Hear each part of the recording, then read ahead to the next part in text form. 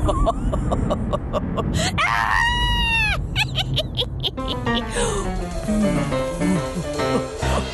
walking down the street on her beat? Who's volunteering because she's so sweet? Doris Anderson. She's the lazy lady that you all want to meet.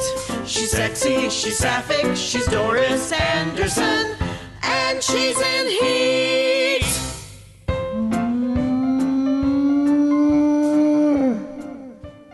I'm Doris Anderson, and you're listening to In Heat, a community service podcast for self-identified lesbians and anyone else out there who wants to support Lezboween content. Vampires, werewolves, witches, goblins, and GBTQAI allies welcome. Happy Lezboween, everyone. This is our spooky holiday special, where you'll have to watch out for a dyke that go bump in the night. Content warning. If you're one of those folks who gets scared easily, keep your lights on while you're listening. During the month of October, who doesn't like a good old-fashioned scary story? Some people even love horror movies. And why is this? Well, they say there's some kind of truth behind every ghost story. They say that horror movies are a safe way to examine our unconscious fears. I don't know about you, but I feel very underrepresented during the month of October with everyone gearing up for the 31st of the month. In fact, don't all of you self-identified lesbians out there feel completely erased from the world of horror and ghost stories? Does anyone out there think for 1 second that Chucky is gay? Does anyone think that Freddy Krueger is bisexual? And all of those campfire ghost stories, like the one about the couple making out on Lover's Lane, and they both get strangled by the mysterious creeping hand. I'll bet you $20 that hand doesn't belong to a queer person. Look, everyone has a nightmare. Miss America is terrified a copy of that porn movie she made oh so long ago will surface. A computer systems analyst is afraid they will get caught playing fantasy football. Everyone knows a ventriloquist fear is losing their voice.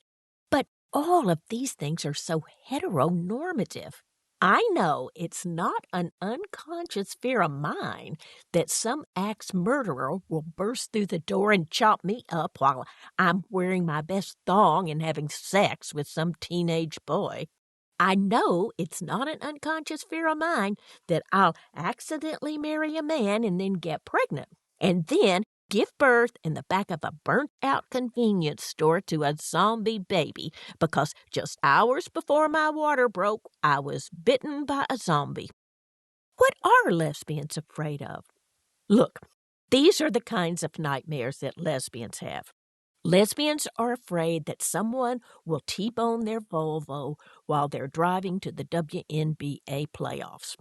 Lesbians fear getting old and being confined to a wheelchair, because if they use public transportation, the minute the other riders on the bus hear those motors grinding to drop that wheelchair-accessible ramp, they'll all hate you.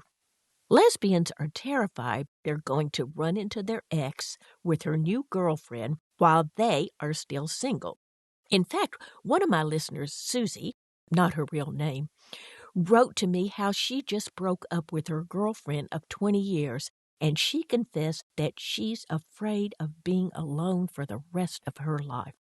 Well, yes, that would be extremely disappointing, Susie. It's like a sailor, isn't it? It's like a sailor lost at sea for 50 years. 50 long years. Everyone else jumped ship decades ago, and she is the only sailor left. Until one night, when there's a full moon, the sailor looks over the bow and sees a mermaid in the ocean. A beautiful mermaid who is completely stacked and clearly has a steaming hot vajayjay. So hot and steamy that she can boil lobsters in it. And the sailor sees the mermaid making eye contact and swimming towards her. She sees the mermaid start to climb up the side of the ship, getting closer and closer. And the mermaid finally gets on deck and slithers over to the sailor. And the sailor braces herself, thinking she's going to have a transcendent sexual experience. And as the mermaid begins to unbutton the sailor's pants, the sailor sees the words tattooed across her chest, Visiting Angel. It's a visiting angel mermaid who has come to change the sailor's adult diaper, after which the mermaid leaves her little business card and then slips back into the ocean.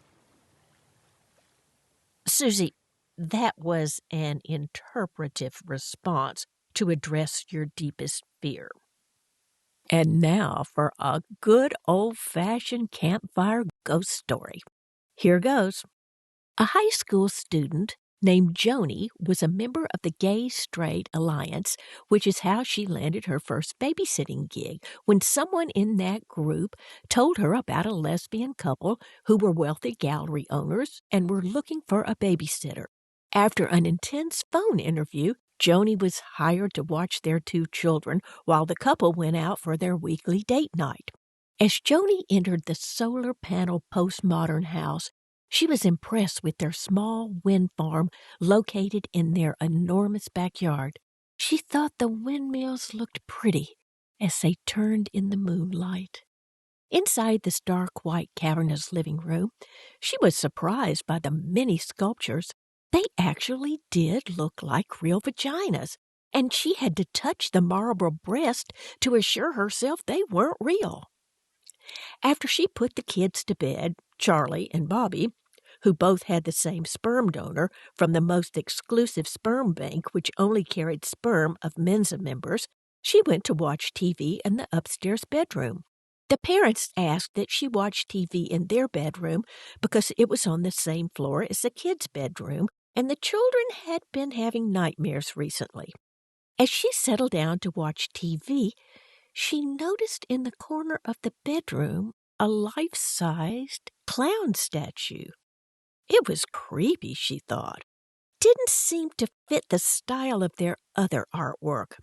Perhaps that's why it was moved into the corner of the bedroom. She tried to ignore it, but it was just too creepy. Finally, she called one of the moms to ask if she could watch TV downstairs instead. Sure, but why? The mom asked. Joni replies, that clown statue is just creeping me out too much. There is a pause. Get the kids out of the house now! We don't have a clown statue. How about that? Scary, huh? And now, a word from our sponsor. Unfortunately, we still don't have a sponsor, and I am wondering how all of these other podcasts get sponsors, like Crime Junkies. They just have one sponsor after the next. I have to admit that I am a little jealous of those 2 gals, the hosts, Ashley Flowers and Britt. They have no shame. They give the gory details of the worst murders. I mean, I have some real-life hair-raising things I can tell.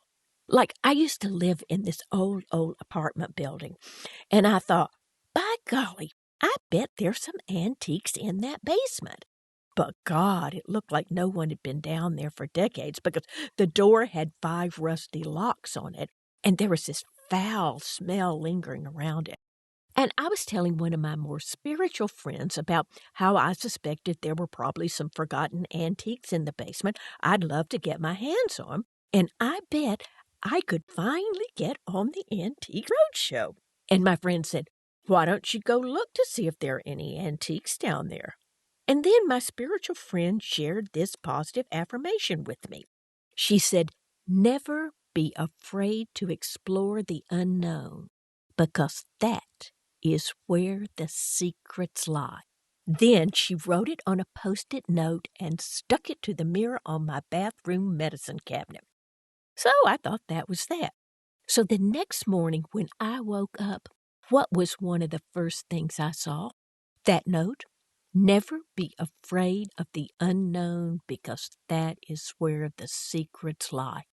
Well, I immediately marched to the hardware store and bought a fire axe and came back to my building and broke the locks right off. And even though the only illumination was a sliver of light coming through a basement window, I took a big breath and ran down those stairs to discover some shallow graves. And though it gave me the willies, I just tippy-toed right over those bodies because I knew there was something unknown in the very back of the basement. And there it was! A little handmade rag doll from the turn of the century in near perfect condition. And I knew this would finally give me a shot at getting on the Antique Roadshow. Do you get it? The point of this real-life story is not about the Antique Roadshow.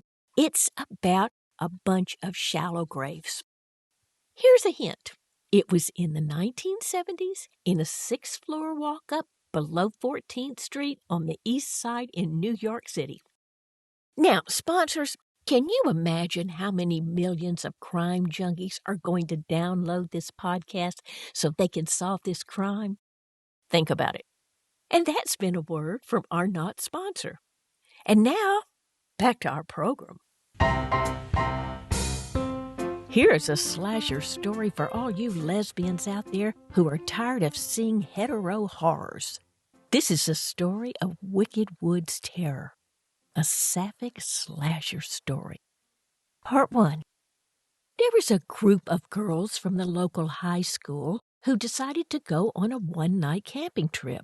They were young, supple, and not sophisticated enough to get their survival gear together. They went camping in pantyhose and stiletto heels, and they giggled. They giggled girly giggles while pouting out their lower lipstick-lined lip. As they made their way down the trail, laughing at tampon jokes and walking on gravel, they kept slipping in their stiletto heels and falling down and skinning their knees. They weren't even aware that they hurt themselves, not because they were drunk, but because they were such sluts. They were naughty sluts, asking for it. And gosh darn, were they ever gonna get it? They had to cross a river, and many of them fell in the water, so by the time they made it to the campsite, they were soaking wet. So wet that their nipples were showing. The girls all wanted to start a fire, so with their limited yet provocative knowledge, they rounded up some rocks into a circle and put a pile of twigs in the center. Luckily, Brandy, who was the first of all these girls to get her period, had a lighter. But the twigs were so damp she just couldn't get any of them to catch fire. They needed something else, something more flammable, something that wasn't wet. Well, guess who the one person who wasn't wet was? Matilda, the only girl who didn't fall into the river. Matilda was a nerd and prudish, in a goody two-shoes, and she was uptight. She was so uptight that she wore this crazy girdle. It was so thick there was no way in hell anyone would ever see her nipples. In fact, it was so thick it was practically a mattress. In fact, it had a warning tag on it that said, "Keep away from flames." Matilda was ashamed of her body, ashamed that she was so flat-chested. Needless to say, she stuffed tissues so it would look like she at least had modest breasts. Because it was so obvious that Matilda stuffed, the other girls said, "Hey, Matilda, give us some Kleenex so we can use it as kindling to light the fire." Matilda's first instinct was to say no, but she knew the other girls didn't really like her, and she wanted them to like her, so she said, "Okay." And she reluctantly stuck her hand into her girdle and pulled out the tissue covering her left breast. And when the tissue was removed, all the girls could see her nipple through the fabric of her t-shirt, blouse, sweater, and windbreaker. So then they said, "Give us the rest of the Kleenex," leering at Matilda's chest.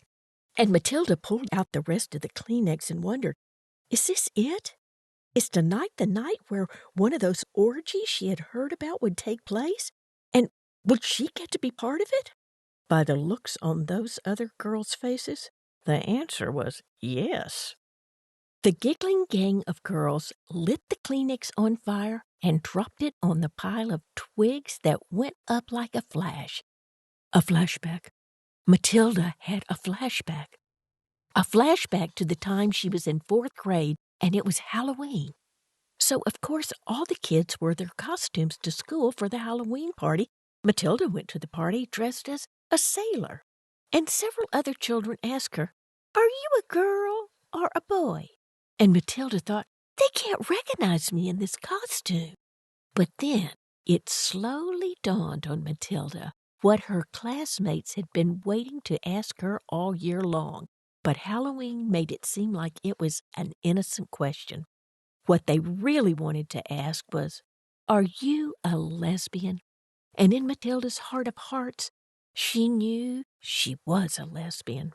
Though she didn't quite know exactly what a lesbian was, she knew whatever it was her. Matilda burst into tears and ran out the door of the school and ran all the way home. And as she was running, she made sure she was on the other side of the street as she passed that house on 1369 Oak Road. She tried not to look at the words that were spray painted on that house, oh, so long ago. Dyke, Leslie, carpet muncher, spinster.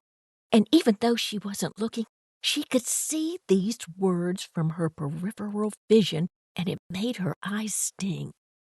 You see, years ago, there was a reclusive older lesbian who lived at 1369 Oak Road. The townsfolk referred to her as that old butch lady, and every now and again, a young mother from the neighborhood would disappear, up and vanish. Husbands never knew if they came home from work if their wife was going to be there or not. And then someone was murdered. It was Genevieve. One night, the neighbors could hear Genevieve screaming from inside that house, and they all formed an angry mob and stormed the house with pitchforks, baseball bats, and flashlights. They kicked in the front door, and there they found Genevieve, headless. But there was no sign of that old butch lady. They just found a pair of Doc Martens, a fine selection of teas, and one marijuana plant. However, the back door was hanging open, and one could only guess that old butch lady has escaped and was now living in the woods. The woods where Matilda and the slutty girls had just started a campfire.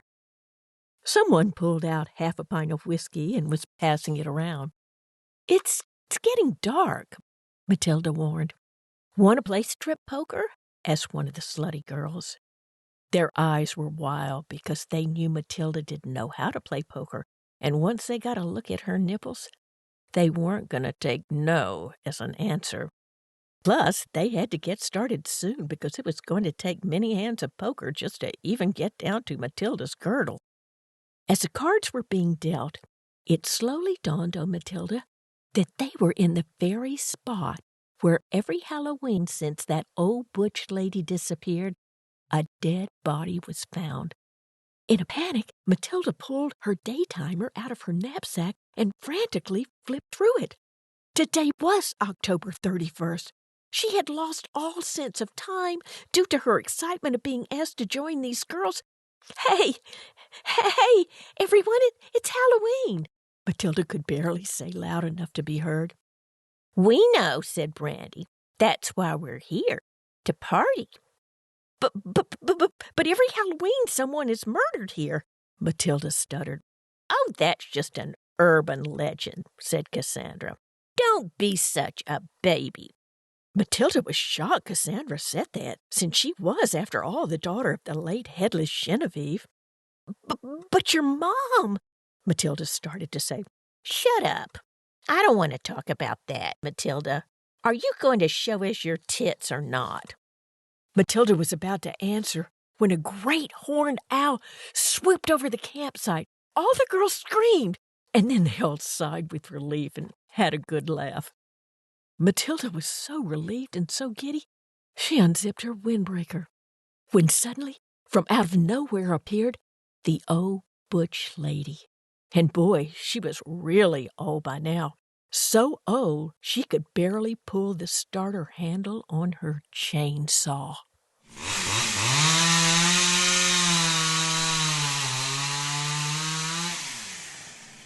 End of part 1. Folks, I'm sorry to say you'll have to wait till Halloween 2022 for part 2. But don't you just love a good cliffhanger? Whew. And this brings us to the end of our program and our Pet of the Week. The Pet of the Week is brought to you by the Alphabet City Cat Rescue and Shelter, where we're always looking for volunteers to help our furry friends.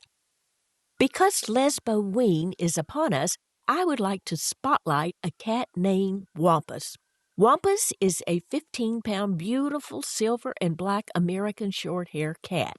He's neutered and also dead. I found out about Wampus through an email from one of my lonelier listeners. She writes, "Dear Doris, it has been 1 year since the passing of my beloved cat Wampus, but sometimes it feels like he's still prowling the house. I know that can't be possible because I buried him myself in the backyard. It all started about 6 months ago when I heard a barely audible meow coming from the bathroom, and of course, nothing was there. Things started to escalate when I came home from work one day and found the kitchen cabinet door hanging open, and every day afterwards there would be something amiss. A plant knocked over, a dead mouse in the bathtub. But then one day after work, I smelled something from behind the couch. I looked, and there was a pile of fresh animal feces. I thought raccoons had gotten into the house. And then the next day I came home, I opened the door and stepped into the living room and saw a pile of cat doo-doo in the middle of the Persian rug. I screamed and ran out the door, and the neighbors called in an EDP, and the cops showed up, and they were kind enough to go inside my house and look around. But when they came out, they said, 'Lady, we didn't see any excrement.' And I said, 'Are you kidding me?'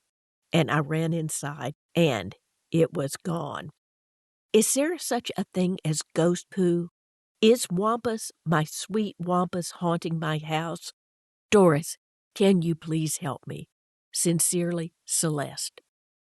You know, spirits hang around when they have something unresolved they need to communicate before they are at peace. Celeste, nothing says, pardon my French, fuck you from the grave like a phantom turd in the middle of the rug. There is definitely something that is keeping Wampus from passing over. So I'm going to hold a seance right now to try to make contact with the spirit of Wampus to see if he has a message. But before I do that, I want you to know that I am in no way a professional clairvoyant or fortune teller or visionary. I am just an ordinary person like yourself who Googles directions on how to hold a seance. However, unlike yourself, I am a person who has volunteered for cat rescues and shelters for decades. Whew, I've seen it all. So, I'm prepared to be a medium and hopefully make contact with the spiritual world. Technically, you're supposed to have at least 3 people at a seance, but it's really hard to get people on board about this. Now, I'm lighting a candle, and I have prepared an enticing sardine. I'm reaching out to Wampus the cat. Please join us when you're ready. I'm reaching out to Wampus the cat. Please join us when you're ready. Here, kitty, kitty, kitty, kitty, kitty. Wampus the cat, please join us when you're ready and make your presence known. Thank you for joining us. What a good kitty you are. Good kitty. Wampus, your human Celeste thinks you have a message for her. Oh. Oh. Wampus says he loves you. He says he misses sleeping with you. Oh. Uh-huh. All right. I think I understand. Okay. All right. Celeste, Wampus just wants you to know that you did not clean his litter box daily, and because of that, he had to poop on top of poop. Okay. Yes. Yes, I'll tell her. Celeste, Wampus says you would never poop in the toilet and not flush it, and then come back again the next day and poop on it again and still not flush it, and then come back one more time to poop and then maybe flush it. Wampus, I'm sure Celeste is very sorry and would do anything to make it up to you to free your spirit. What do you want Celeste to do? Sure. Yes. Celeste, Wampus wants you to adopt a cat from a cat rescue. And what? He also wants you to foster guinea pigs because he likes the way they smell. Anything else, Wampus? Oh, oh, oh, oh. Wampus is passing over to the other side. Thank you, Wampus. You'll never be forgotten. Whew. Oh. Celeste, I'll shoot you an email and I will connect you with the Alphabet City Cat Rescue and Shelter and your local guinea pig rescue. Well, that's all for today, folks. I hope you enjoyed this Lezboween special. If you did, please like us on Facebook or pay a visit to our website, www.in-heat.com. That's also where you can read a complimentary blog post that accompanies today's show. I'm your host, Doris Anderson, and you've been listening to In Heat.